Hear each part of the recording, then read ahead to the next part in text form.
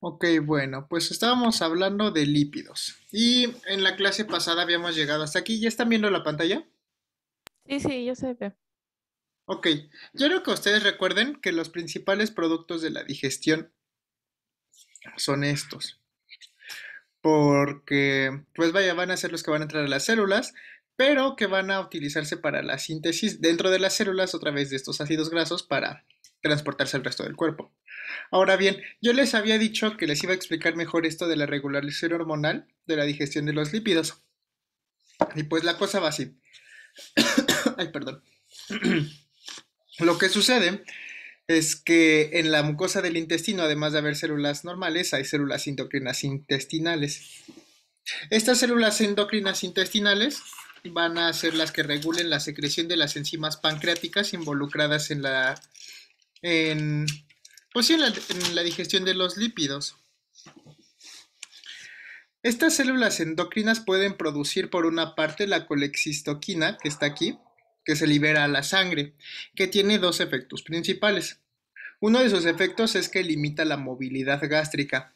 Y esta pregunta va para ustedes para que comiencen a abrir sus mentes. ¿Qué importancia te daría a ti como organismo que el tráfico del intestinal fuera más lento a medio proceso de digestión? Hablando que esto trabaja directamente con el estómago. Pueden participar sin miedo a equivocarse, no pasa nada. quizás que, no sé, quizás en el estómago, quizás que las eh, enzimas que degradan los alimentos, pues que sean, que haga un efecto, no sé, que haya mayor efecto, o sea, que sepan agradar más para, no sé. A ver, Sofía, ¿tú tienes alguna idea? O sea, no está mal lo que dijiste, pero O sea, entendiendo que la colexistoquina regula la movilidad gástrica, podría ser que un aumento de velocidad no ayuda a que, o sea, a que el vuelo alimenticio pase. Si pasa muy rápido, no se, o sea, en el intestino delgado no se absorbe todos los nutrientes, no sé. O quizás al revés, no tengo la menor idea. sí, justo va por ahí. Lo que hace la colexistoquina al reducir la movilidad gástrica es que el estómago va a liberar de poco a poco el contenido que está dentro. Esto trae como consecuencias que la liberación lenta permite el aprovechamiento máximo de los nutrientes que están dentro de este contenido. Ahora, la colexistoquina también tiene un efecto sobre el páncreas y la vesícula biliar, pero este efecto es positivo. Hace que la vesícula biliar se contraiga y libere la bilis que contiene alguna de las enzimas involucradas en este proceso. Y en el páncreas hace que las células beta, no son las células beta, me parece que son, déjenme les investigo rápido, pero las células pancreáticas lo que hacen es secretar pues enzimas pancreáticas involucradas en la digestión de los lípidos. Ahora bien,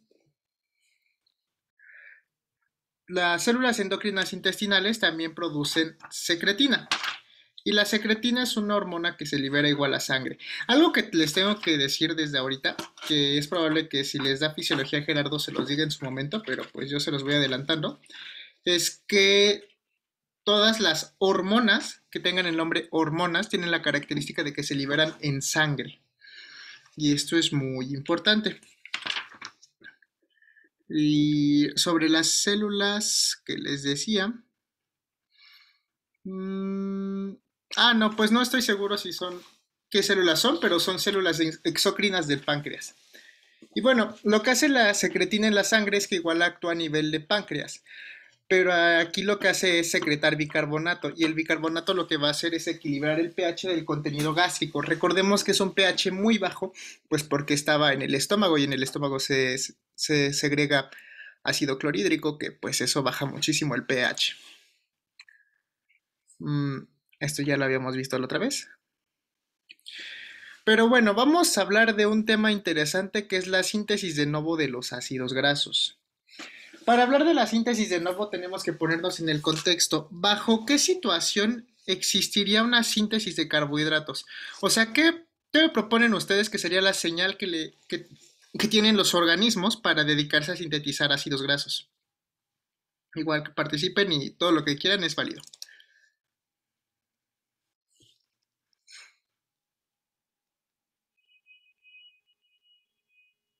Cuando hay un exceso de ácidos grasos. No de ácido graso, sino un exceso de energía. Ujú, Cuando, sí, cuando hay un exceso de carbohidratos y proteínas, bueno, sí, de carbohidratos y de proteínas en la alimentación, se traduce en un exceso de energía. Y este exceso de energía lo que hace es que, pues al final se tiene que ir a un lado, ¿no? Este exceso de la energía viene principalmente del metabolismo de los carbohidratos y de las proteínas. Ahora, la síntesis de los ácidos grasos se lleva a cabo principalmente en el hígado y las glándulas mamarias. Y lo de las glándulas mamarias, pues es en mujeres que son lactantes. Bueno, no que mujeres que son lactantes, sino que están dando pecho. Pero asimismo hay una síntesis, aunque en menor medida, en el tejido adiposo blanco, perdón, que es pues la grasa. Ahora, para que ocurra la síntesis de ácidos grasos, ocurre mediante la incorporación de acetato, de acetil-CoA, al citosol. Bueno, tiene que haber este transporte. ¿Y de dónde sale el acetil-CoA? Va a estar dentro de las mitocondrias. Pero hay un problema, y ustedes recuerdan que, que el acetil-CoA no puede salir así como así pues de la membrana de la mitocondria. Entonces, ¿qué hace? Lo que hace es que el acetil-CoA, junto con el acetato a través de la citrato-sintasa, forman citrato, liberando esta molécula de coenzima A. Y el citrato sí posee un transportador en la membrana mitocondrial interna y sale. Algo que también es muy importante que ustedes sepan, que no se los había comentado, y es que muchos bioquímicos definirían a la membrana mitocondrial externa como una baba. ¿Y por qué dirían que es una baba? Porque en esa membrana puede entrar hasta un elefante. ¿Y a qué me refiero con decir que en esa membrana puede pasar hasta un elefante? Pues que la membrana mitocondrial externa es poco impermeable, o sea, casi todo puede pasar por ahí. Entonces, bueno, el citrato cuando sale de la membrana mitocondrial interna, sale de nuevo a través de la membrana mitocondrial externa hasta llegar al citosol. Y en el citosol, pues necesitamos recuperar la molécula de acetil-CoA, ¿no? Porque es la que va a participar en la síntesis del ácido graso. Entonces, a través de la ATP citratoliasa, el citrato pasa a oxalacetato y acetilcoenzima A y se requiere un ATP. Ahora bien, el acetilcoenzima A va a entrar a esta ruta de síntesis y... Ay, ay, ay. Ay, ay, ay, otra vez. Ay, no les puse eso. No, se me pasó. Bueno, el acetilcoenzima A puede ser carboxilado a malonilcoenzima A. Y el malonilcoenzima A pues vaya, se sintetiza a través de la acetil-CoA carboxilasa. Ahora sí, tanto el acetilcoenzima A como el malonilcoenzima A van a ser los que intervengan en las reacciones de síntesis de ácidos grasos a través de la sintasa de ácidos grasos, o mejor conocido como FAS, por siglas en inglés, vaya. Y la FAS es una proteína, es un polipéptido multicatalítico, perdón, con un dominio en un transportador con 4-fosfopanteína, que puede ser conocido como ACP para los cuates, o sea, cuates es amigos. Este dominio de la ACP tiene un residuo de cisteína con este grupo SH. Asimismo, hay otra región que tiene un residuo de cisteína que igual tiene expuesto un residuo de SH. Y ok, bueno, ¿cómo funciona este proceso? Todo este proceso ocurre con la FAS, o sea, la FAS es la que va a realizar todo este proceso. No hay otras enzimas involucradas. Lo que hace es que primero el acetilcoenzima A se une a este SH de la ACP de forma temporal y es transferido al residuo de azufre de la cisteína de este lado. Después lo que ocurre es que una molécula de malonilcoenzima A, que recuerden que es un acetilcoenzima A carboxilado, entra a este complejo y se une a igual al grupo sulfidrilo de la ACP. Lo siguiente es que hay una reacción de descarboxilación porque se pierde pues sí, este carbono con sus dos oxígenos del malonilcoenzima A. Sin embargo, lo que hace la enzima es incorporar este acetilcoenzima, bueno, este acetilo, perdón, a, a este extremo del malonilcoenzima A. Y aquí se pueden dar cuenta de que hay muchos dobles enlaces y que hay un oxígeno, cuando en un residuo graso, pues realmente casi no hay dobles enlaces y no hay oxígeno de plano. Entonces lo que sigue son una serie de reducciones que utilizan NADPH. En este paso lo que ocurre es que este doble enlace pues se deshace a través de la reducción mediante esta coenzima y nuevamente ocurre una, bueno, no nuevamente, aquí lo que sigue es que ocurre una reacción de deshidratación donde se pierde este oxígeno de aquí. Ahora, esta región de acá tiene que volver a ser reducida para que esta cadena sea pues meramente de puros carbonos e hidrógenos. Entonces, aquí tenemos que hay 4 carbonos de ACP, acil graso saturado, que en este caso es butiril ACP. ¿Por qué butiril ACP? Porque es una cadena de 4 carbonos que está unido a la ACP. Lo siguiente que hace este complejo es mover esta cadena que está recién sintetizada de nuevo al residuo de cisteína que está de este lado y vuelve a incorporar una molécula de malonilcoenzima A. Y el proceso se repite tal cual. Y si ustedes pueden ver aquí, puede ir agregando de 2 en 2 en 2 en 2 en 2 hasta tener un palmitato. Pero ¿qué ocurre aquí? Hay un, hay un dominio palmitoil tioesterasa que lo que hace es va a agregar agua, pero para separar al palmitato, o sea, la cadena de ácido graso recién sintetizada de la faz. De este modo se obtiene una molécula de ácido graso de 16 carbonos. Y esta es la más tradicional, por decirlo de algún modo. O sea, de este modo es en el que se sintetizan la gran mayoría de los ácidos grasos. Ahora, hay que tener en cuenta varias cosas. Ustedes saben que no todos los ácidos grasos son del mismo tamaño y pues yo les acabo de dar un método con el que se están haciendo pues ácidos grasos del mismo tamaño, ¿no? La pregunta es que hay varias preguntas y una es que cómo se alargan otras enzimas. O sea, cómo se alargan otros componentes de los ácidos grasos. Porque ustedes no me dejarán mentir que el palmitato, un ácido graso de 16 carbonos, no, pues es el más grande, ¿no? O sea, tenemos otros de 22, de 24, o por ejemplo el ácido neuraminónico. Creo que ese no es un lípido, ahora que me estoy acordando, o tal vez sí, o sea, pero realmente en tejidos como las neuronas, donde se requieren este tipo de ácidos grasos, pues ¿qué ocurre? Lo que ocurre es que estos ácidos grasos se pueden alargar a través de otras enzimas que van a hacer exactamente lo mismo que la FAS, que es utilizar malonilcoenzima A y NADPH para incorporarlas a la cadena de ácidos grasos. También hay otros casos en el que, ay, perdón, en el que, por ejemplo, nosotros sabemos que no necesariamente se requieren ácidos grasos saturados. ¿Y por qué ustedes recordarán la importancia de los ácidos grasos insaturados en lo de la movilidad de la membrana y todo eso? Entonces, cuando se requieren ácidos grasos que no estén saturados, o sea, que no tengan todos los enlaces cubiertos y que tengan dobles enlaces, pues aquí se hace uso de desaturasas de acil-CoA-grasas, que son un tipo especial de enzimas, que lo que van a hacer es desaturar estos ácidos grasos, pero utilizando oxígeno, NADH, citocromo B5 y una reductasa. Esta pregunta va para ustedes. ¿Cómo se imaginan que ocurriría este proceso de, de formación de dobles enlaces en los ácidos grasos con esta información que yo les acabo de dar?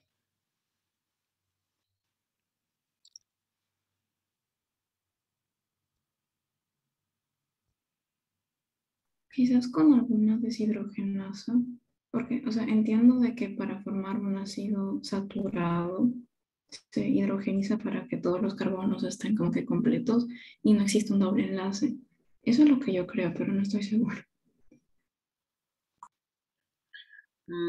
¿Tú, Fabiana? No, no, no sé.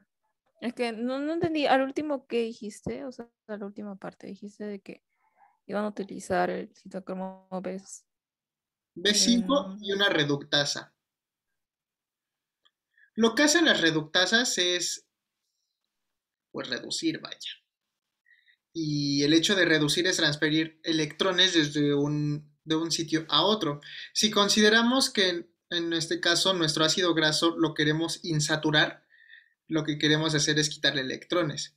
Y este proceso es a través de esta reductasa. Pero el hecho de que tengamos citocromo B5 y oxígeno, ¿a ustedes de qué les podría estar hablando? Pues me puede estar hablando de que este proceso tal vez esté relacionado con la cadena de transporte de electrones o algo similar, porque a final de cuentas, ¿a dónde llevas estos electrones? O sea, estos electrones que le vas a quitar al ácido graso, pues tienen que ir a un lado, ¿no? Y pues, qué mejor lugar que el oxígeno, que es el aceptor de electrones por excelencia en los sistemas vivos. Bueno, aerobios. ¿Estamos de acuerdo? Sí, sí, sí. Una pregunta, ¿la reductasa quita electrones o hidrógenos? Mm, pues mira, te va a quitar hidrógenos porque los electrones no se pueden ir solitos. O sea, se va a llevar el hidrógeno, pero va a llevar con el electrón, vaya. Depende mucho del enfoque que le esté dando quien lo estudia. No sé si me explico en eso. Sí, sí. Ahora, déjenme ver si les puse esta foto. Pero yo no entendí. Sí. No Mira, entendí la última parte. lo que hace la reductasa es transferir los electrones, pero tú no te puedes llevar un electrón así como así. Y pues lo que ocurre es que se lleva el átomo completo, que es el hidrógeno, pero lo importante aquí es el electrón. ¿Sí me explico? Sí, sí, Mm, sí. O bueno, sea, según yo son los electrones, ¿no? Porque ajá, justo. O sea, es que se tiene que llevar al electrón, sí, pero pues no se lo puede llevar sin ningún problema. Eso lo habíamos visto también en la fotosíntesis, que los electrones no se iban pues así como así, ¿no? Tenían que venir de algún lado. ¿Ok? ok. No, Y espera, una preguntita, la última. ¿Esta reacción se da en el mismo citoplasma o es que porque está el citocromo B5 va a la mitocondria? O similar, no sé. esa es una muy buena pregunta. Yo asumo que muy probablemente este tipo de, bueno, no muy probablemente, estoy casi seguro que este tipo de elongación de los ácidos grasos puede ocurrir dentro de las mitocondrias, porque así como las mitocondrias son importantes para la oxidación, también tienen cierto rol, o sea, no digo que sea exclusivo, pero sí podrían tener cierto rol en este tipo de síntesis. Mm, Ahora bien, también puede ser que el citocromo esté en una región de la membrana exterior de la mitocondria, de la membrana interior, y pueda ocurrir. Realmente te estaría mintiendo si te lo aseguro, pero no me suena descabellado. ¿Ok? Ok, gracias. Sí. Ahí también tengamos en cuenta de que es... Ay, pues no, ya me respondí a tu pregunta. En el caso del alargamiento de los ácidos grasos, este suele ocurrir en el retículo endoplasmático liso, que ustedes recordarán en las clases de biología de la prepa que decía, está involucrado en la síntesis de lípidos. Pues sí, porque lo que va a hacer es encargarse de esta parte de esa síntesis de ácidos grasos de cadena larga. Ahora, para esta parte que tú me dices de la desaturación, estoy seguro de que lo vi.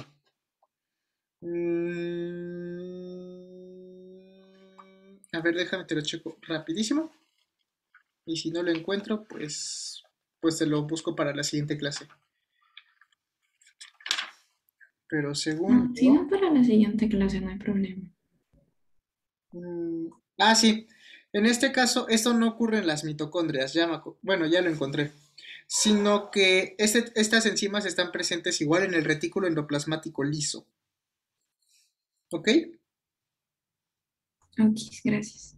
Sí, perdón. Después yo les había puesto esta imagen porque lo que hace es ejemplificar y hablar acerca de las interacciones entre el metabolismo de la glucosa y la síntesis del palmitato.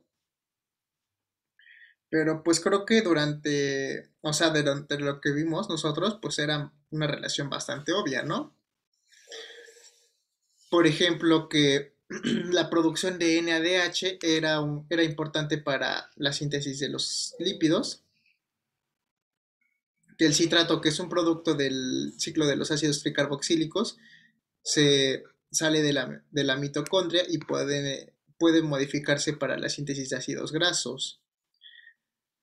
Y hay algo interesante con el piruvato, que yo lo tenía anotado, pero no recuerdo muy bien.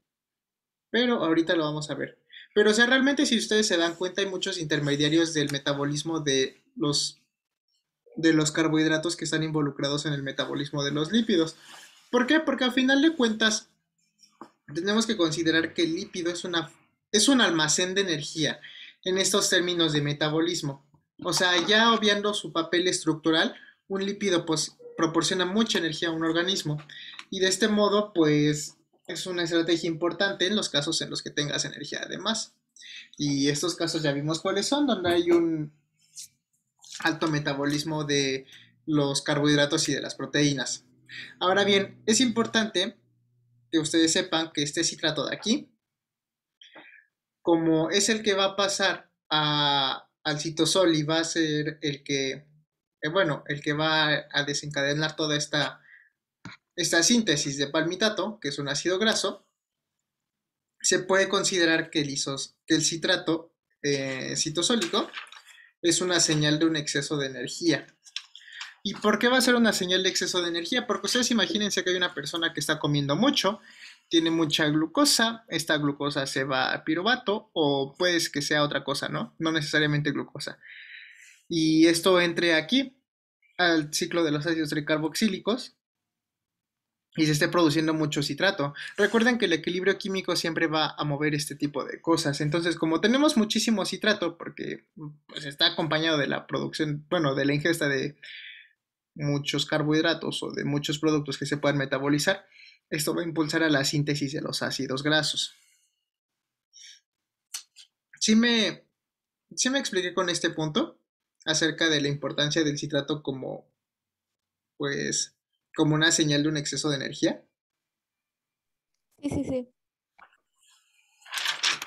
Ahora bien, ay, podemos hablar acerca del almacenamiento. Esto es almacenamiento, sí.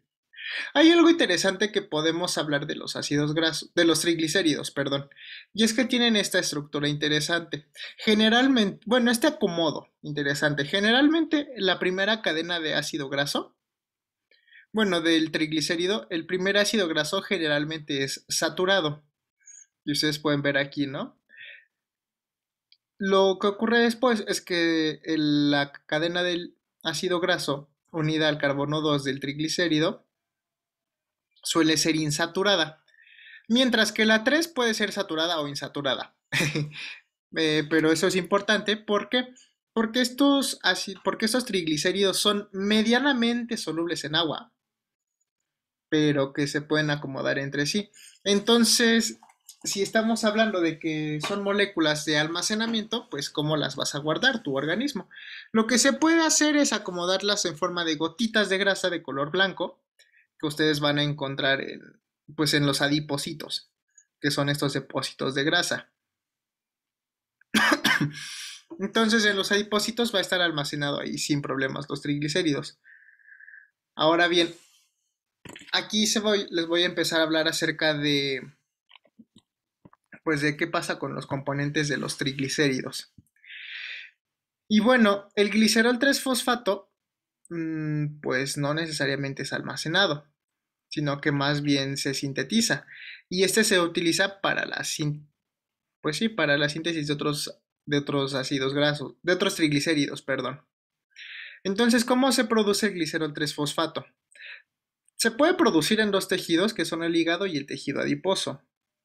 Sin embargo, tiene sus diferencias. En el hígado, lo que ocurre es que puede haber una síntesis del glicerol 3-fosfato a través de la glicerol 3-fosfato deshidrogenasa a partir de la dihidroxiacetona fosfato, donde hay una incorporación de un electrón por NADH, generando glicerol 3-fosfato. O puede ser que el glicerol sea fosforilado a través de la glicerolcinasa, produciendo igual glicerol 3-fosfato. A diferencia, en el tejido adiposo lo que ocurre es que la dihidroxiacetona fosfato pues pasa a glicerol 3-fosfato a través de la glicerol 3-fosfato deshidrogenasa, pero este mecanismo a través de la glicerolcinasa no ocurre porque la glicerolcinasa no se expresa en el tejido adiposo. ¿Hasta aquí vamos bien? Sí, sí. A ver, Sí. esto ya es degradación. ¿Les parece si les doy 5 minutos? Para que vayan por un vasito de agua, algo así.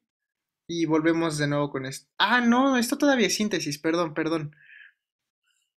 Perdón, aquí me equivoqué yo, pero ahorita les doy su descanso. Bueno, lo primero de lo que hablamos fue de la síntesis de la cadena larga del ácido graso. Bueno, no de la cadena larga del ácido graso, sino del ácido graso por sí mismo. Pero esto va a hablar acerca de la síntesis del triglicérido. Y va a ocurrir a partir del glicerol 3-fosfato. El glicerol 3-fosfato a través de una aciltransferasa va a incorporar la primera cadena de ácido graso, que es un acil coenzima A. Y pues lo que ocurre es que lo primero que pasa es que se transfiere el carbono 1, produciendo ácido lisofosfatídico. ¿Por qué? Porque aquí tiene un fósforo. Ahora, a través de una aciltransferasa se incorpora la segunda cadena de ácido graso en el carbono número 2, produciendo ácido fosfatídico o DAG-fosfato. El ácido fosfatídico a través de la fosfatasa pues pierde el fósforo, vaya, y mediante esta reacción de aquí, donde se utiliza agua y se libera fósforo inorgánico, o pirofosfato, perdón, produciendo diacilglicerol. Y el diacilglicerol, mediante otra aciltransferasa, incorpora la tercera cadena de ácido graso, formando un triglicérido. Realmente no es un proceso complicado y las aciltransferasas van a adquirir nombres diferentes de acuerdo al tipo de cadena de carbonos que vayan a incorporar o el tejido o que son isoforma. Ya saben todas esas vicisitudes de la bioquímica.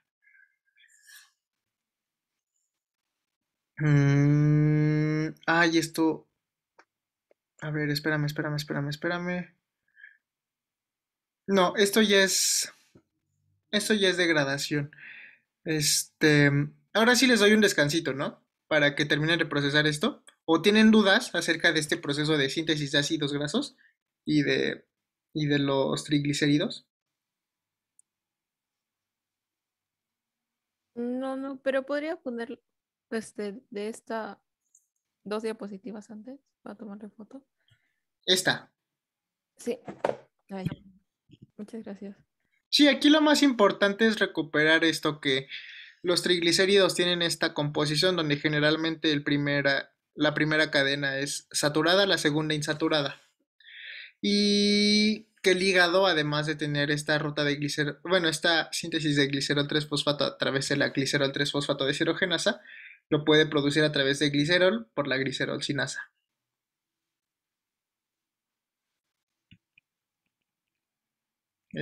Uy, tampoco tengo pila. Sofía, ¿tú no tienes alguna duda? No es que duda, si no me equivoco, el diacilglicerol actuaba como segundo mensajero, ¿no? O ¿El sea, cuál? el DAG, el diacilglicerol. Tengo entendido que sí. De hecho, lo Mm. vimos cuando vimos esta parte de, me- de, ay, de digestión, ¿no? Creo que sí. Sí, o sea, realmente las moléculas que pueden estar involucradas en el metabolismo además de ser importantes porque se involucran en la ruta metabólica, pueden ser reguladores importantes del metabolismo por sí mismo. O sea, el ejemplo del citrato que les acabo de dar pues es perfecto. Pero sí, me parece que el diacilglicerol también puede formar parte de la señalización. Creo que lo tenemos por acá. O sea, yo me acuerdo habérselos dado,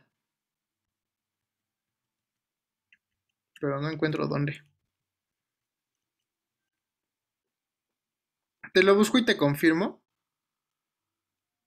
Ya, gracias. Bueno, pues... ¿Alguna otra duda? ¿Comentario? Todo es válido, ¿eh?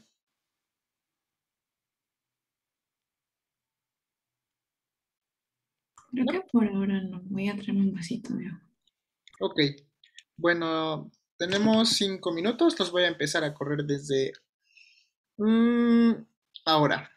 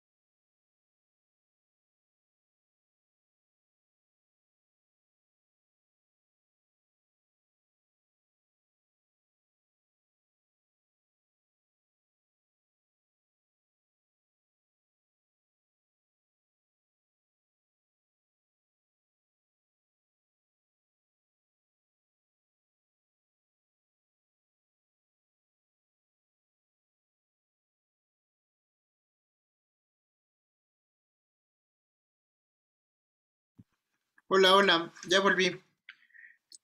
¿Ustedes ya están de vuelta también? Sí, sí. Sí, sí. um, Ok. Bueno, sobre tu pregunta, que si el diacilglicerol estaba involucrado en una regulación, no estoy seguro, pero en este caso tiene un papel importante, porque vamos a empezar a hablar acerca de la movilización pues de los lípidos cuando son necesarios. Tengan en cuenta que los lípidos solo se van a quemar en casos de emergencia. ¿Y cuál es un caso de emergencia? Pues cuando no se ha consumido comida en mucho tiempo, ¿no? Y bueno, lo primero que ocurre es que los triglicéridos pues empiezan a perder las cadenas de ácidos grasos a través de lipasas. Inicia a través de la aciltriglicérido lipasa de tejido adiposo, que puede ser ATGL para los amigos, que genera un diacilglicerol, que es el sustrato sobre el que actúa la lipasa sensible a hormonas.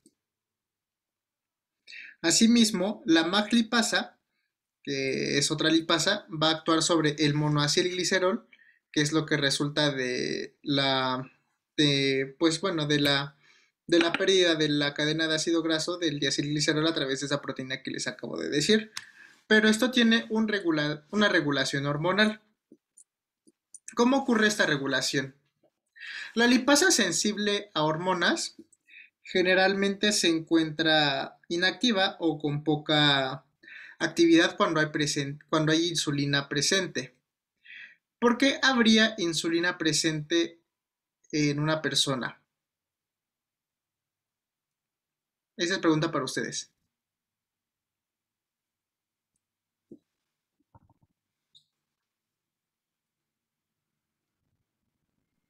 porque subir. Mm, Los ¿Hola? niveles de glucosa. Pues sí. O sea, porque subieron los niveles de glucosa o pues porque acaba de comer, ¿no? Y se requiere que pues la glucosa entre a las células. Entonces, bajo este contexto sí habría insulina alta, pero en este caso no. Estamos hablando de un contexto donde hay insulina baja y hay epinefrina alta, que la epinefrina es una catecolamina. La epinefrina va a interactuar con un receptor en la membrana celular que va a estar acoplado a la adenilato ciclasa produciendo AMP cíclico. El AMP cíclico va a actuar sobre una proteína sinasa A, activándola. Y esta proteína lo que va a hacer es fosforilar a la lipasa sensible a las hormonas y una vez que está fosforilada, esta es activa. De este modo se regula la degradación de los ácidos, pues la regulación de la degradación de los triglicéridos. Pero asimismo tenemos que considerar que hay una fosfatasa que pues lo que hace es quitarle el fósforo o el pirofosfato a esta lipasa, pues ya está inactiva. Ahora, asumiendo que pues ya se separaron todos los ácidos grasos del triglicérido, hay que considerar que pues nos queda otra vez un glicerol, ¿no? Pero este glicerol no puede ser metabolizado directamente en el adipocito. Entonces lo que pasa es que se transfiere al hígado, donde por medio de la enzima que les acabo de enseñar, que se llama glicerol sinasa, puede formar glicerol 3-fosfato que entre a la ruta de la glucólisis. Ahora bien, ¿qué pasa con los ácidos grasos? Tenemos que tomar en cuenta que hay ácidos grasos que son muy grandes y entonces necesitan ser transportados al interior de la membrana mitocondrial. Y pues bueno, ¿qué necesitamos para que eso ocurra? Pues bueno, necesitamos que ocurra todo esto. Lo primero que le pasa a estas cadenas de ácidos grasos es que se van a unir a un CoA para estar activados a través de la acilcoenzima A sintetasa. Este LS-acilcoenzima A grasa va a atravesar la membrana mitocondrial externa sin problemas, ¿no? Pero hay un problema y es que la coenzima A no puede atravesar la membrana interna mitocondrial. Entonces, ¿qué ocurre? Aquí es cuando se habla de la famosa carnitina, que es un producto que se puede obtener principalmente del consumo de productos cárnicos. La carnitina y el L-acilcoenzima grasa son los sustratos de la carnitina palmitoiltransferasa, que lo que va a hacer es transferir este acilo a la carnitina y va a liberar a la coenzima A. Este acil con la carnitina va a ser transferido a la matriz mitocondrial a través de una translocasa. Y una vez dentro, la carnitina ay, perdón, déjenme apago eso. La carnitina y la coenzima A van a ser los sustratos ahora de la carnitina palmitoiltransferasa 2. O sea, la 1 es la que está en la membrana mitocondrial externa y la 2 es la que está en la interna. Y lo que va a hacer es transferir la coenzima A la cadena de ácido graso y va a liberar la carnitina. Como la carnitina tiene un transportador en la membrana mitocondrial interna, es traslocada de nuevo hacia esta región de aquí, que es la región intermembranal de la mitocondria. Entonces ya tenemos que este ácido graso activado va a estar dentro de la matriz mitocondrial. Y bueno, vamos a hablar acerca de la beta-oxidación. La beta-oxidación es el proceso por el que los ácidos grasos se metabolizan. Y bueno, aquí hablamos acerca de beta-oxidación porque tiene como protagonista este carbono de acá. Lo primero que ocurre es que la acilcoenzima A grasa pierde electrones o es oxidada, vaya, por acil-CoA deshidrogenasas, que es una familia de enzimas específicas para los lípidos de longitud larga, produciendo enoil coenzima A trans 2. A través de una enzima 2,3-enoil coenzima A hidratasa se incorpora una molécula de agua produciendo 3-hidroxiacil-coenzima A. Ustedes lo pueden ver aquí. El 3-hidroxiacil-coenzima A través de la 3-hidroxiacil-coenzima A deshidrogenasa lo que va a hacer es pues producir 3-cetoacil-coenzima A y pues aquí también lo que hace es oxidarlo. Y a través de la 3-cetoacil-coenzima A tiolasa y pues lo que va a hacer es que va a transferir una coenzima a un grupo acetilo y va a dejar libre a la acilcoenzima A grasa. ¿Qué le puede pasar a este acetil-CoA? Ustedes que ya habían visto una parte, bueno, que ya hemos visto una parte del metabolismo.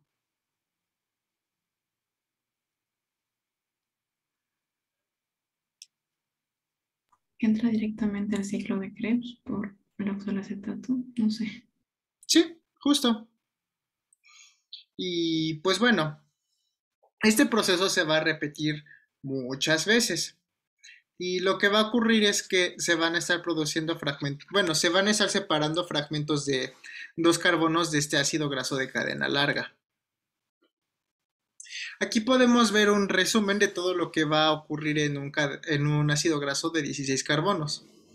Aquí lo que tenemos es el número de carbonos contenidos en los intermediarios de la beta-oxidación, la producción de Fa2, la producción de NADH y cuánta energía proporciona cada acetilcoenzima A que entra en el ciclo de los ácidos tricarboxílicos.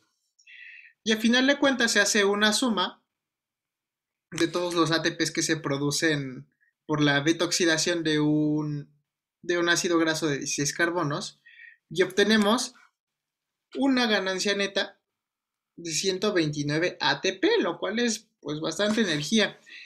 Y esto es importante porque hay que considerar que la energía que se libera de la degradación de los ácidos grasos es prácticamente el doble, si no es que más del doble de la que se obtiene de la degradación de carbohidratos y de proteínas, que algunos autores lo manejan que la liberación de energía de los carbohidratos y de las proteínas es de 4 calorías, mientras que otros lo manejan en 4,5. De lo que sí estoy seguro es que de la degradación de los lípidos se liberan 9 kilocalorías de energía, lo cual es bastante.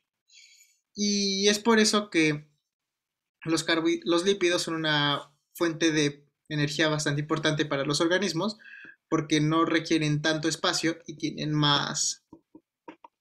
proporcionan más energía al organismo que lo requiere. La grasa, además de esto, Este...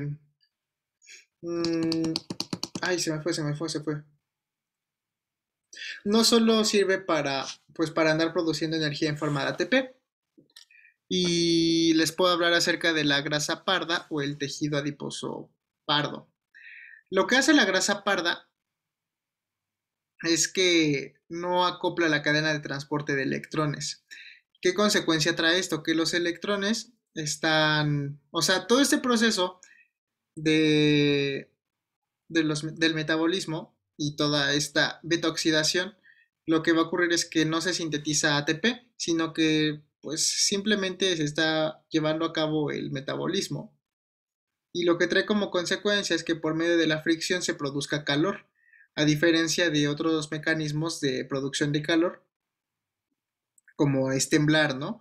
Porque si ustedes lo piensan, temblar lo que hace es mover los músculos, pero a diferencia de esto, lo que hace la grasa parda es desacoplar la cadena y que solo estén pasando los electrones. Esto produce calor. ¿Dónde se ve esto? Bueno, este mecanismo de producción de calor de la grasa parda generalmente se ve en bebés. Y pues ustedes pueden ver la importancia biológica de por qué bueno, de por qué este mecanismo esté presente en los bebés. Y es porque, pues son organismos. No, pues sí son organismos, ay, perdón. Pues son personas chiquitas a final de cuentas. Y como son chiquitos tienden a perder muchísimo calor. Entonces debe de haber un mecanismo por el cual se produzca este calor. Ahora bien, hay un problema interesante. Y es que creo que acomodé mal las diapositivas. Porque esto que yo les acabo de dar de la beta oxidación, pues funciona muy bien para, pues, para ácidos grasos que estén saturados y que tengan números pares. Pero ¿qué pasa cuando tenemos un ácido graso que tiene un número impar de carbonos? Por ejemplo, que tiene 19 carbonos. Pues sí, te vas de 2 en 2 en 2 en 2 y de repente va a llegar un punto donde vas a tener esto, 3 carbonos unido a coenzima A. Esto se le conoce como propionil coenzima A. Y el propionil coenzima A lo que va a hacer es ser metabolizado a través de la propionil coenzima A carboxilasa, que lo que va a hacer es agregar va a carboxilar el propionil coenzima A mediante un bicarbonato y el uso de ATP. Aquí está involucrada la biotina. La biotina es una coenzima, me parece, y pues es importante aunque solo esté presente en dos reacciones globales de todo el organismo. ¿Era la tiamina o era la vitamina B12? Ay, me parece que era la vitamina B12, perdón.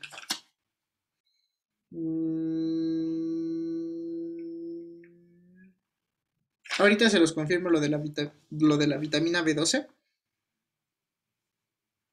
Ay, sí, porque no lo encuentro.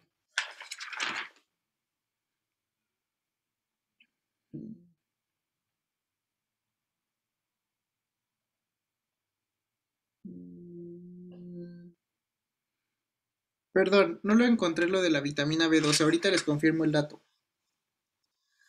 Pero bueno, de esta reacción de carboxilación del propionilcoenzima A se produce D-metilmalonilcoenzima A. Y el D-malonilcoenzima A es isomerizado de su forma D a su forma L para producir L-metilmalonilcoenzima A. Ahora, el L-malonilcoenzima A va a volver a ser isomerizado a través de una mutasa que es la metilmalonilcoenzima A, que va a utilizar esta forma de la coenzima de la vitamina B12, que es desoxiadenosil cobalamina, y va a producir succinil-CoA. Y el succinil-CoA de nuevo puede volver a entrar al ciclo de los ácidos carboxílicos. Ahora bien, yo les comentaba que pues está este caso donde tenemos ácidos grasos insaturados.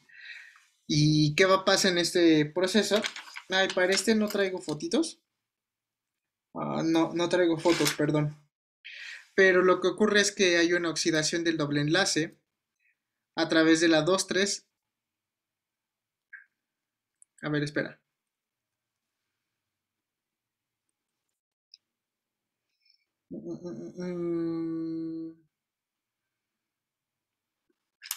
Sí, la oxidación de este doble enlace, pues es importante porque requiere, además de otra enzima, que es la 2,3-enoil coenzima A isomerasa, que convierte el derivado 3-cis obtenido de las tres vueltas de beta oxidación al derivado 2-trans requerido por la hidratasa. O sea, en este paso de acá. ¿Sí me explico con qué pasa ahí? ¿O no queda tan claro? Mejor podrías repetirlo otra vez. Sí, sí, sí. Mira, cuando tenemos un doble enlace, lo que va a pasar es esto. Esta ruta va a estar avanzando hasta que lleguemos a esta parte. Cuando se llega a este enlace, a este doble enlace, lo que ocurre es que una enzima extra, que es la 2,3-enoil-coenzima A isomerasa, va a convertir al derivado 3-cis, que se obtiene después de esta beta oxidación, al derivado 2-trans. Y el derivado 2-trans es esta forma que pues es utilizada por la 2,3-enoilcoenzima hidratasa. O sea, lo que hace es isomerizarla de una forma que pueda ser utilizada por la maquinaria celular, que en este caso es la enoilcoenzima A. Recuerden que los dobles enlaces pueden estar en una forma cis y en una forma trans. ¿Sí estamos de acuerdo? Sí, sí, sí. Entonces lo que hace esta enzima es solo isomerizar pues el ácido graso y ya no hay problema con que esté insaturado. Ahora, hay que tener en cuenta que la beta oxidación no solo ocurre pues en ácidos grasos de 18 o de 22 carbonos. Hay ácidos grasos de una longitud más alta que son de 22 carbonos y estos sufren una beta oxidación preliminar pero en los peroxisomas. ¿Por qué? Porque la degradación de los ácidos grasos de longitud corta pues se lleva a cabo principalmente en las mitocondrias. Ahora bien, lo que ocurre es que en contraste con la beta-oxidación mitocondrial, la deshidrogenación inicial en los peroxisomas es catalizada por una acilcoenzima A oxidasa que contiene FAD. Ay, tampoco traigo una figura para esto, perdón. Pero el FADH2 producido se va a oxidar por acción del oxígeno, que se reduce a peróxido de hidrógeno, y que este peróxido de hidrógeno pues pues es utilizado por la catalasa para producir agua. Y en esta no se utiliza ATP. Y esto es muy importante porque pues podemos considerar que estos carbonos, bueno, estas cadenas de ácidos grasos que van a perder esta longitud de más, pues no van a tener un aporte extra de energía al organismo. ¿Ok? Sí, sí, sí. ¿Sí me expliqué bien con eso o tienen dudas?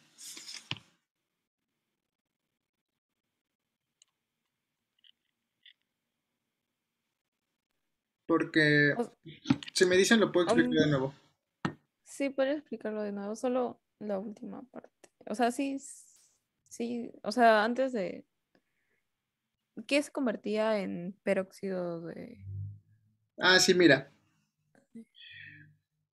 Lo que va a ocurrir en los peroxisomas es que o sea, se van a cortar estos carbonos, o estos carbonos de más. Ahora, en contraste con la beta oxidación, la deshidrogenación inicial es catalizada por una acilcoenzima oxidasa que contiene FAD.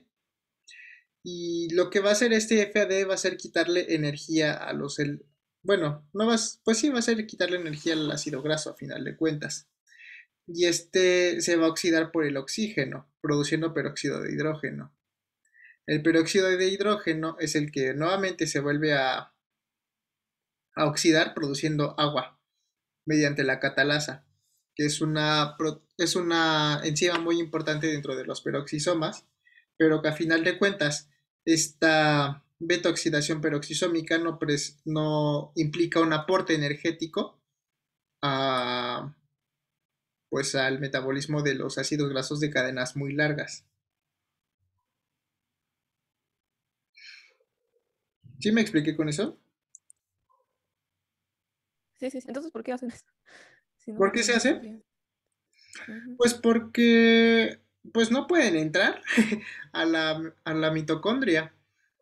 O sea, yo sé que sí podría ser como que más efectivo que solo se cortara y entraran en otra ruta metabólica, pero pues la evolución así los puso a final de cuentas. Bueno, no las puso, sino que los organismos evolucionaron de ese modo. Y pues también ponte a pensar, realmente ácidos grasos de cadenas muy muy largas, pues son muy escasos comparados con los de cadenas cortas. Entonces, pues también explica por qué no ha existido una presión de selección lo suficientemente fuerte como para que exista un mecanismo más eficiente que aproveche al 100 la energía de estos ácidos grasos que son muy grandes. ¿Me explicó? Sí, sí, sí, sí, sí. Muchas gracias. Y finalmente, ajaja, casi, vamos a hablar de esta pequeña tablita que nos va a decir bajo qué variable van a estar tanto activas la síntesis como la degradación de los lípidos. Y bueno, ¿cuándo hay un mayor flujo a través de la vía? En el caso de la vía de síntesis va a haber un mayor flujo después de una comida rica en carbohidratos. ¿Por qué? Porque tenemos demasiada energía en el organismo. Y recuerda que hay señales de, pues, de alta energía como lo son el citrato. En contraparte, hay una degradación, o sea que hay un mayor flujo de la vía de la degradación cuando hay inanición, o sea, cuando no has comido. Esto es un caso muy extremo, porque generalmente lo que tiende a hacer el cuerpo es consumir primero carbohidratos, después proteínas, y ya cuando es lo último, último, último, último, lípidos. Ahora, puede ocurrir que haya un estado hormonal que favorece esta vía, por ejemplo, una proporción elevada de insulina-glucagón, que recordemos que la insulina, como está involucrada en la entrada de glucosa, pues va muy de la mano con una comida rica en carbohidratos. Igual su contraparte, que es la degradación, se va a activar en una baja proporción insulina-glucagón. Ahora, el sitio del tejido principal en la síntesis es el hígado. El hígado va a ser el que esté generalmente produciendo los ácidos grasos, pero no los va a almacenar. El hígado almacena muy poca grasa y es por eso que hay una enfermedad que se conoce como hígado graso, cuando almacena mucha grasa. El hígado lo que hace es transferir los lípidos producidos a través de poliproteínas que se secretan a la sangre, que no son kilomicrones. Bueno, y no en forma de kilomicrones, sino tienen un nombre diferente que lo tengo justo aquí, que es VLDL. ¿Y esto qué significa? Son lipoproteínas de muy baja densidad.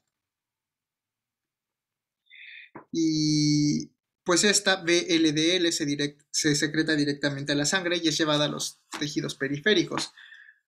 Ahora, generalmente los lípidos se degradan tanto en el hígado como en el músculo. Ahora, la localización subcelular de la síntesis es en el citosol. Recordemos también que en ocasiones en que se requiere que los ácidos grasos sean más largos, se va a hacer uso del retículo endoplasmático, mientras que la degradación ocurre en las mitocondrias principalmente, y no descarten que los ácidos grasos de cadena larga van a estar se van a metabolizar inicialmente en los peroxisomas. Ahora, transportadores de grupos acil y acetil entre mitocondrias del citosol. Durante la síntesis recuerden que el citrato es el que va a transportar de las mitocondrias al citosol, mientras que en la degradación la carnitina va a ser el transportador del citosol a las mitocondrias. Sí recuerdan esa parte, ¿no? Que el citrato era el que se salía de las mitocondrias. Ahora, Sí, sí, sí. los transportadores activos que contienen fosfopanteteína, que es la ACP, en el caso de la síntesis es el dominio proteico transportador de acilo de la y coenzima A, y en el caso de la degradación, la coenzima A. Coenzimas de oxidación y reducción, en el caso de la síntesis es NADPH, que lo que van a hacer es reducir, mientras que durante la degradación se requiere NAD más y FAD, que el FAD se produce en la oxidación, en donde, tanto en mitocondrias como en los... ¡Ay! Les acabo de decir su nombre, peroxisomas. El donador de dos carbonos producto, en el caso de la síntesis, es el malonilcoenzima A, que va a donar un grupo acetilo, mientras que la degradación es el acetilcoenzima A, que es el producto de la beta-oxidación.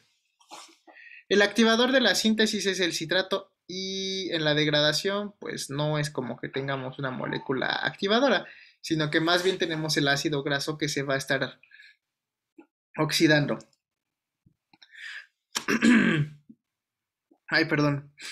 Ahora, un inhibidor de la síntesis es la presencia de palmitoilcoenzima A, que inhibe a la acetilcoenzima A carboxilasa. Mi pregunta es, ¿por qué el palmitoilcoenzima A va a inhibir a la acetilcoenzima A carboxilasa?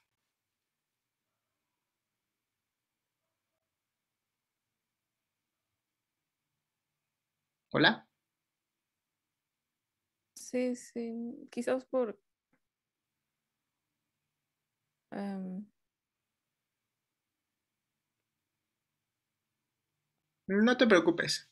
no sé. Recuerda que la acetilcoenzima A carboxilasa lo que hace es carboxilar a la acetilcoenzima A malonilcoenzima A, que es el producto que va a donar los carbonos a la síntesis de lípidos. Entonces, como el palmitoilcoenzima A ya es un ácido graso grande, pues cuando hay mucho de este, pues esta enzima pues va a bajar su actividad y esto reduce la síntesis de los lípidos, pues porque ya tenemos muchos.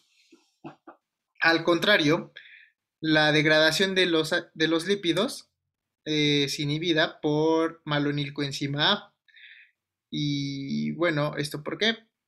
Pues porque el malonilcoenzima A inhibe a la carnitina palmitoiltransferasa, que es la que recordemos que va a transferir la carnitina al, al palmitoil activado. Ahora, el producto final de la vía en el caso de la síntesis es el palmitato, mientras que en la degradación es esa acetilcoenzima A. Y es un paso repetitivo de 4 pasos. En el caso de la síntesis, primero hay una condensación, reducción, deshidratación y reducción, mientras que en la degradación hay una deshidrogenación, hidratación, deshidrogenación y tiólisis, que la tiólisis es cuando se separan estos grupos. Estos pasos yo no se los di así como que muy específicos, pues porque nosotros los podemos ver durante la ruta. Y también es importante que ustedes aprendan a identificarlos. ¿Por qué? Porque pues vaya, a final de cuentas es una pregunta que les pueden hacer, ¿no? Cuando tú estás viendo que hay un NADH involucrado en una ruta y ves que el NADH sale como NAD más, tú puedes inducir que hay una reducción. O caso contrario. Ay, no, perdón. No, sí, una reducción, perdón. O sea, y caso contrario, donde vemos que el NAD más entra y sale como NADH, hay una deshidrogenación o una oxidación. Y pues bueno, realmente esta fue una clase muy rápida, pensé que me iba a llevar más tiempo, pero esto es todo lo que hay que saber de los lípidos y pues bueno, no sé si tengan alguna duda, comentario, o creo que principalmente dudas de esta parte de la degradación. Quería hacer una pregunta. Dime. Em, ¿Por qué es la última opción? O sea, Ah, los... degradar lípidos. Pues me parece porque son los más energéticos y los más ligeros de llevar. Ahora, también consideremos que en la dieta entran muchas proteínas y hay muchos aminoácidos que se pueden degradar de forma fácil. Ahora, si tú me preguntas específicamente por qué no se queman primero los lípidos en lugar de las proteínas, híjole, pues no te podría contestar al 100. Es una duda que yo también he tenido durante bastante tiempo. Sí, y también acerca de de las neuronas, he escuchado de que cuando ocurre ese tiempo de inanición, creo que como les gusta mucho, o sea, prefieren la glucosa y eso, pero cuando hay inanición, pues les dan, creo que cuerpos cetónicos, algo así. Sí, eso es cierto. Las neuronas son muy especiales porque generalmente solo consumen, bueno, solo degradan carbohidratos y en casos donde no haya carbohidratos, su segunda fuente de energía son los cuerpos cetónicos. Y los cuerpos cetónicos están derivados del metabolismo de los ácidos grasos o de los lípidos, bueno, que es lo mismo, y de las proteínas. Bueno, la parte que sigue de esto es la formación de los cuerpos cetónicos y su metabolismo, pero pues no se las quería incorporar todavía porque pues quería terminar primero con esta parte de síntesis y degradación. Pero eso que dices es cierto. Las neuronas lo que van a hacer cuando no hay glucosa, pues va a ser vivir de cuerpos cetónicos. ¿Has escuchado acerca de las famosísimas dietas keto? No, no, no, no he escuchado. Bueno, las dietas keto lo que dicen es que tienes que consumir tu consumo de carbohidratos al mínimo, pero realmente al mínimo, y el resto de calorías obtenerlas del consumo de proteínas y grasas. ¿Cuál es la lógica de esta dieta? Como casi no hay carbohidratos, pues va a haber o sea, es muy difícil que existan las señales para que tu cuerpo comience con la síntesis de grasas, ¿no? Y al final de cuentas las grasas y las proteínas se van a degradar, pero esas se degradan a cuerpos cetónicos. Y los cuerpos cetónicos pues ya te aseguran esa parte de que, ok, no estás comiendo carbohidratos, pero tienes que darle de comer al cerebro, ¿no? Hay un problema con esto y es que durante mucho tiempo este tipo de dietas se promovían mucho, pues porque tenían incluida una reducción en la grasa corporal y ayudaban a bajar de peso, y como no hay tanta glucosa metida de por medio, que según algunos autores eran buena para los diabéticos, etc, etc, etc. El problema es que en años recientes han descubierto bastantes cosas en contra de este tipo de dietas. Por ejemplo, que contribuyen a la neurodegeneración o que pueden estar involucradas en procesos cancerígenos. Entonces, pues, si en algún momento lo escuchan, pues van a escuchar todas estas maravillas que tienen los cuerpos cetónicos, que es que no están tan involucrados en la síntesis de grasas, pero pues tienen esas otras consecuencias, ¿no? Entonces, cuando alguien les diga que quieren entrar en una dieta de esas, pues le pueden decir, no es tan buena idea. Y creo que me debrayé un poco hablando de esto de las dietas, pero pues es un dato interesante y está muy de moda en la investigación ahorita. ¿Respondí tu duda? Sí, sí, sí. Muchas gracias. Y respecto a eso de los cuerpos cetónicos, creo que ahí, eso de que genera neurodegeneración y eso tiene, es que no sé si eso lo radical, no, especies reactivas del oxígeno, ahí tiene que ver, ¿no? No sé. No estoy seguro. La verdad, eso que te digo de la neurodegeneración, yo lo supe porque se publicó un artículo hace poco, hablándote de que hace poco es que hace como un año, en el que se hablaba de esto, y era la primera ocasión en la que yo veía que se hablaba en contra de las dietas cetogénicas. Pero, pues la verdad no lo terminé de leer. Entonces no te podría afirmar con seguridad cuál es el mecanismo que está involucrado. Claro, no importa, no, no hay problema, muchas gracias. Pero por si acaso si lo tienes el artículo, me podrías pasar.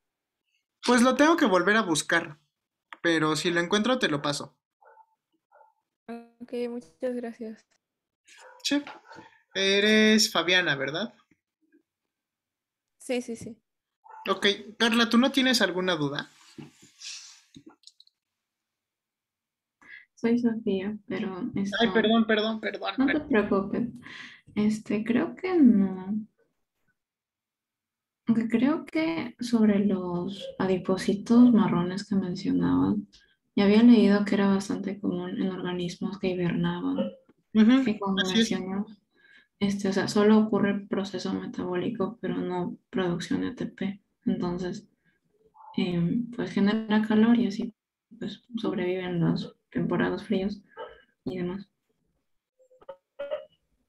Pues sí, eso también es importante. Este, respecto a eso de la hibernación, hay estudios interesantes porque los autores no se han pues, sabido poner de acuerdo respecto a cómo es la hibernación, ¿no?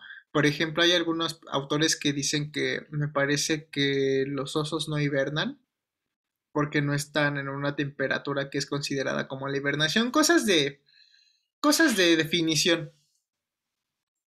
Pero eso que comentas es cierto. Como estos organismos necesitan producir calor para mantener las funciones metabólicas mínimas, pues no pueden solo quedarse dormidos. Y hacen ese uso de ese mecanismo en lugar del temblor para, ay,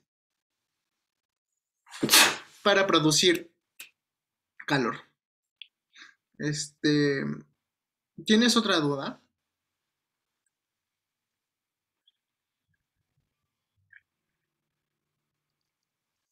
Creo que no. ¿Seguras? Ah, O sea, sí, tengo. Ay, disculpa, anda. sí, sí, no te preocupes. O sea, respecto a todo el proceso que hemos visto, ¿cuáles son las más importantes enzimas? O sea, ¿cuáles con las que sí o sí me tengo que quedar? ¿De qué? ¿Del metabolismo de los lípidos o en general del metabolismo? El, la degradación y la síntesis de lípidos. O sea, en general los más importantes. Y de ahí ya, pues. Pues es que los que te di en general son los más importantes. Porque, o sea, si nos ponemos muy, o sea, más delicados en ese sentido, podríamos haber visto incluso metabolismo de esfingolípidos, metabolismo de lípidos de membrana, metabolismo de carbohidratos complejos, cosa que pues no vimos. ¿Y esto por qué? Finalmente lo que es importante para este tipo de olimpiadas es que conozcas el panorama general. Y, y es que si fuéramos así de específicos, pues nunca terminaríamos de ver pues el temario. O sea, simplemente para hablar de ese tipo de temas de bioquímica se requiere muchísimo tiempo. O sea, te estoy hablando que esto yo lo vi en cuestión de 6 meses. Y pues estás viendo que, pues, aquí lo estamos viendo súper rápido. Entonces, si tú me preguntas con cuál me quedo, pues quédate con lo más que puedas, la verdad. O sea, en esta parte de la degradación, quédate con que lo hace una enzima y que lo hace de dos en dos, o que la síntesis está regulada principalmente con periodos de inanición, o que, por ejemplo, que la señal de alta energía puede ser el citrato. O sea, ese tipo de cosas, aunque sean como que cosas muy, pues que tú digas que están muy muchas veces son importantes para este tipo de olimpiadas. Claro, claro, sí, sí, sí. Muchas gracias. Sí, no hay de qué. Este, ¿Tienen alguna otra duda? Ah, sí, ¿de dónde sacas esas imágenes? ¿De cuál libro? De el que les di la otra vez. Bueno, no les di, se los comenté. Es Bioquímica de Denise R. Ferrier. A ver, voy a mandar el nombre de la autora y, y el nombre. Ah, bueno, le voy a tomar una foto y ustedes ya lo pueden buscar. Ya, muchas gracias. Sí, no hay de qué. Ahora, recuerden que este libro del que yo les estoy hablando está muy enfocado a la clínica médica. Y si ustedes quieren ver cuestiones más bioquímicas, o sea, pero ya que tengan que ver con enlaces y movimiento electrónico y esas cosas, pues pueden consultar al Albert. ¿Ok? Voy a dejar de Sí, sí, grabar. sí.